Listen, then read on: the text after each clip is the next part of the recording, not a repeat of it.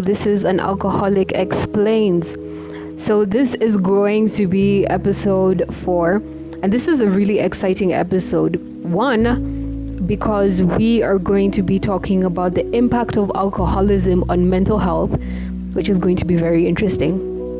And 2, we are celebrating 2,000 subscribers on the channel, the Mental Wellness channel with Waihiga. I started the Mental Wellness channel with Waihiga in September of 2020. It was literally a school project, and I was only going to do 6 podcasts of episodes that were going into my final project for my journalism class. And somehow God convinced me to start a channel. God, my mom, and people just kept telling me, you need to talk about these topics on YouTube. I keep seeing people talking about this on YouTube. And so I decided one day to open that YouTube channel, and I decided to air my story on my channel and start talking about things to do with bipolar, things to do with alcoholism, things to do with depression, things to do with suicide, ideation, topics that I really had never heard someone talk about from their experience. I'd never seen someone like myself speaking quite frankly, vulnerably, openly, expressively about the real difficult battle of recovery, of alcoholism, of sobriety, of depression, of bipolar type 2, of all the nuances and the different things that come with being a sober person or with being an alcoholic. I had just seen a lot of medics online and on YouTube explain what alcoholism was, but I'd never seen people sit down and actually talk to me about it.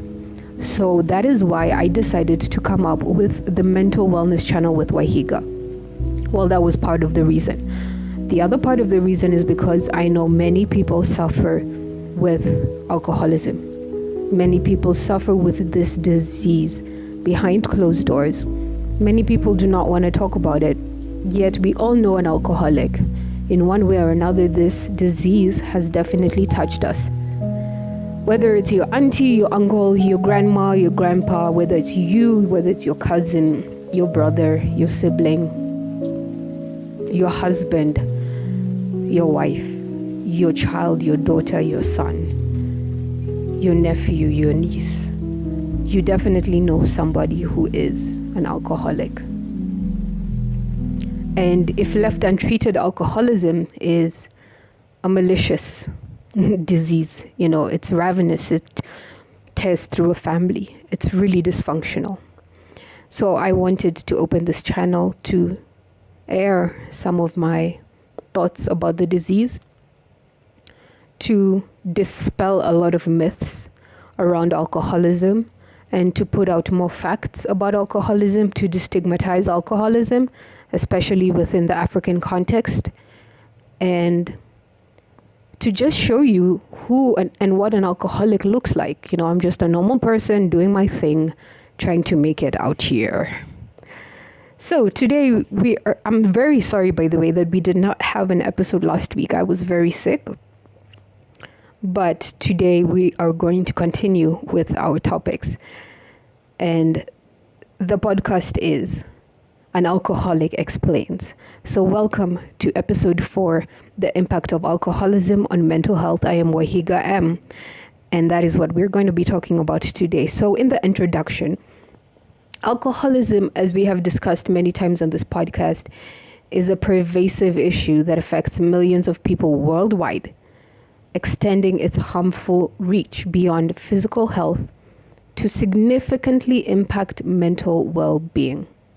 While often viewed as a coping mechanism for stress or emotional pain, chronic alcohol use can lead to a range of mental disorders. Understanding the complex relationship between alcoholism and mental health is crucial in addressing both conditions effectively. I have told you many times on this channel that I used alcohol as a coping mechanism for something deeper. When most people come to recovery. And definitely the first time I went to rehab, the first thing that one of the counselors told me was, the alcohol is just the surface. And I was like, what? It's just a symptom. The alcohol is just a symptom. And I was like, a symptom for what? For like a sickness, or like for something worse? Like, what can be worse than what I'm doing to myself right now? And years later, my first time in rehab was in 2015. So years later, in 2024, 9 years later, is when what that woman said is beginning to make sense. Alcohol truly was just a symptom. Alcohol, and the way I used alcohol, the way I abused alcohol, was the way my disease expressed itself, right? What was actually the problem, and what was a deeper problem, was my depression. My depression, I don't know where it came from. I don't know what happened. All I know is that I have always had this very deep depression. It's destabilizing. It's debilitating. It stops me in my tracks.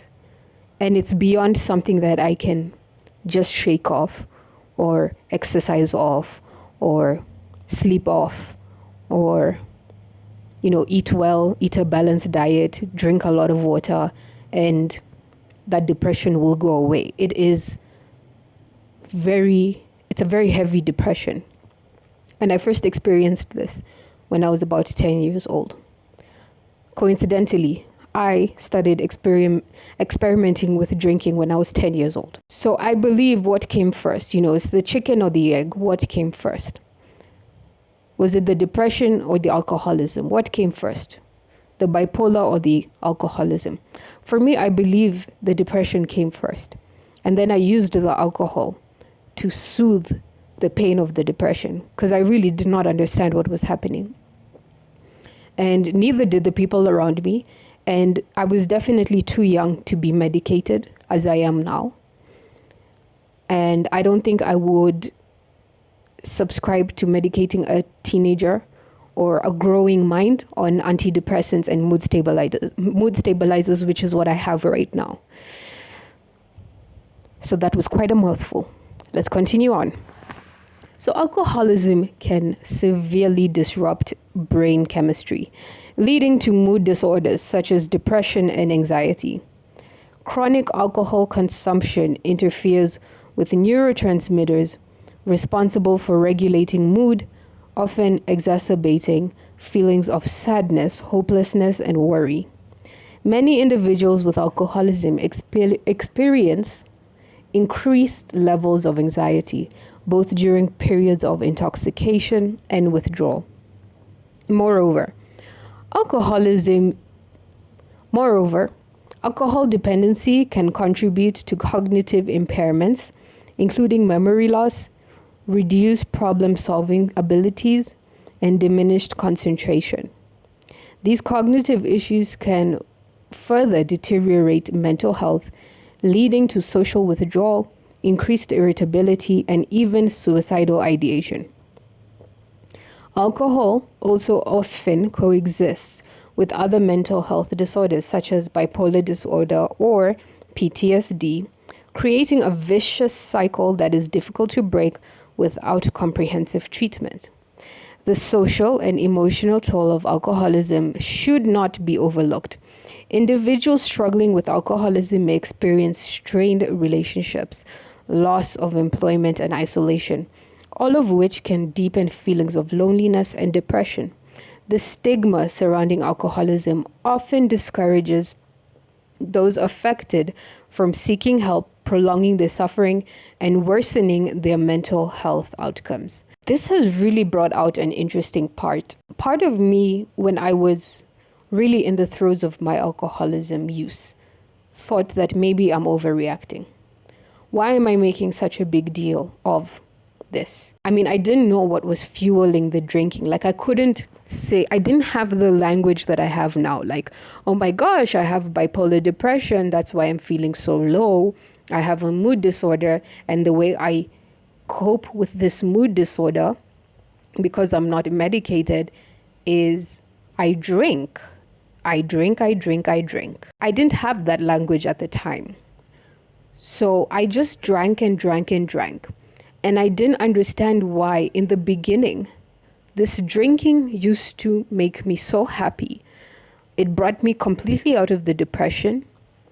And it used to make me feel so light, so lightheaded. And like, the real Waihiga could come out and play, and slay and have some fun and whatever. And I could just completely change my personality. However, as the years grew on and I kept on drinking, the same alcohol would now depress me more. The same alcohol would make me sadder and sadder and more anxious. And I think I spent the last few years of my drinking trying to prove that alcohol still worked for me, knowing that it actually did not. Alcohol stopped working on me a very long time ago, in the sense that the effect I wanted it to have, the effect of being happy, the effect of having a nice trouble-free night, the effect of just being carefree and feeling so happy and so invincible that I don't care. I can give a crap what happens next. I could give a crap, if whatever happens. I didn't care what happened. As long as I felt good, that's all that mattered. Really, that's all that mattered. But I hadn't felt that way in so long towards the end of my drinking career. I almost can't remember how it felt. So this feeling of euphoria and completely letting go and completely losing myself in the booze, those days were like when I was a teenager or when I first was in college. After that, they were so short. Those years were so short. I think I enjoyed my booze for maybe 3 to 5 years. Maybe, if that. And then after that, it was just downhill. It was just problems. Now, every time I drank booze, the booze made me anxious. The booze made me depressed. The booze just did not work anymore. And being an alcoholic, I didn't understand. I mean, I had the compulsion to drink. So for me, it didn't make sense that, oh my gosh, it's the drinking that's making me feel worse. So you know what? Let's remove the drinking and we're going to feel better. No, for me, what my head said is the drinking made us feel better. The drinking was always the solution. So the drinking cannot stop being the solution. There's no way. How and when did the drinking ever change? And now you're telling me the drinking is not the solution anymore? I could not accept that. And yet, the drinking, alcohol can often coexist with other mental disorders such as bipolar and PTSD, often creating vicious cycles that is difficult to break without comprehensive treatment. Many alcoholics struggle with depression. Many alcoholics struggle with depression. That has been my story. And for many years, I did not know what the hell was wrong with me. And I also felt like a burden. And I felt like I was being gaslit, like by everyone, because you go to the doctors and people are like, oh, there seems to be nothing wrong with you. Your family is just looking at you like, oh, well, yeah, there's definitely something wrong with you, but I don't think it's that. I don't think it's depression. You're just maybe being melodramatic or something. So all these things just happen all the time, and you think it's depression, but everybody else around you and even the practitioners, the medical staff, people are just telling you, you seem to be okay, and you're telling them, I'm not, I'm not okay. I think I'm really depressed, or I think I'm suicidal, or I think I'm this, or I think I'm that. It's very sad that you almost have to lose your mind for people to take you seriously, that this person is dealing with severe mental illness. And that is basically also where I found myself at. Because when you do tell people audibly with a sane mouth, I think I am struggling with depression, nobody really takes you seriously. That has just been my experience. It took a long time for me to start seeing, to start getting like professional help. And even when I did start getting professional help, it took a long time for those professionals to actually take my illness and what I was presented with seriously. Now, I don't know if where you live, maybe this is not an issue, but where I live in East Africa, especially in Kenya, things like alcoholism, depression, suicidal ideation, it's very sad that the medical practitioners in this country take advantage of people who are in that state. One, they take advantage of the families who have a loved one who is in that state, because they charge them so much money to see a psychologist, a psychiatrist. It costs so much money to see a psychiatrist in this country. And there are not many psychiatrists in this country. A psychiatrist has the power to prescribe for you life-changing medication that can literally save your life. That prescription cannot just be handed out by a psychologist. That prescription cannot just be handed out by any kind of doctor. It has to be a psychiatrist. So we already have a small pool of psychiatrists in Kenya. And then this psychiatrist takes a look at you, probably can gather exactly what is happening with you. They do an assessment, but instead of giving you the correct drugs, instead of giving you the correct course of action, they take advantage of the situation and they make you a forever kind of patient, so that you're always coming back to this person's rehab. You're always relapsing and coming back to this person's rehab for drugs, for treatment. And your family by this point obviously doesn't trust you. Who do they trust? They trust the doctor. They definitely trust the doctor over you. They trust a psychiatrist over you. You losing your damn mind. You who's, driving them crazy every single day, disappearing and coming back and doing crazy things at home. They definitely trust the psychiatrist over you.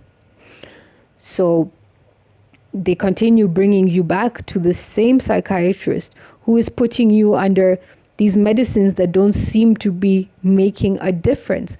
And you're right, they're not making a difference. They're just keeping you in a condition where you're in rehab for 9 months or 10 months or a year.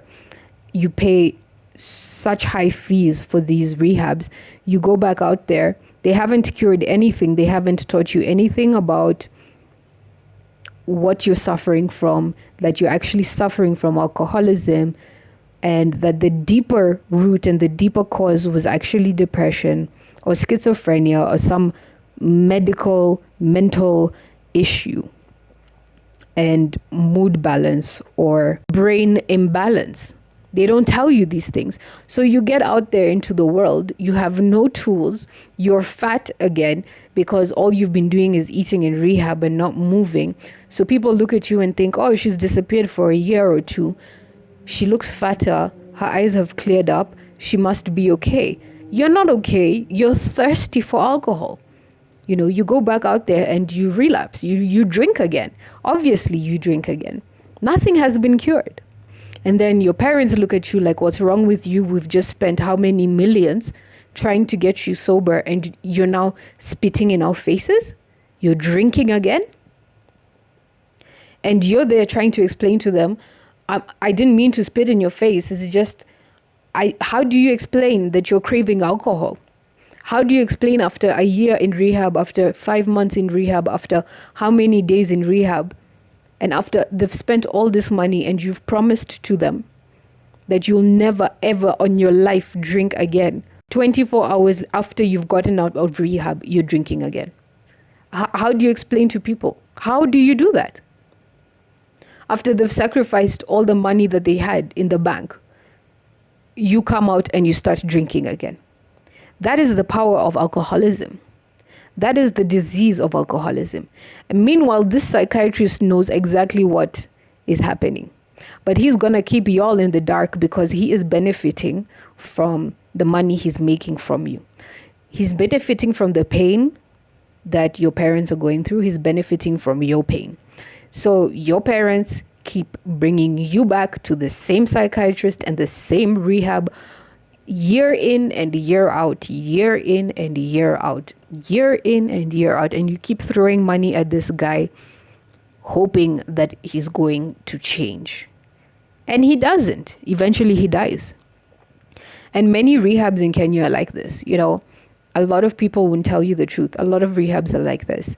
It's very rare that you'll find a rehab with people who are, you know, open. They have the best interest of the addict and the family. Because you can really be taken advantage of. You at such a vulnerable point, all of you.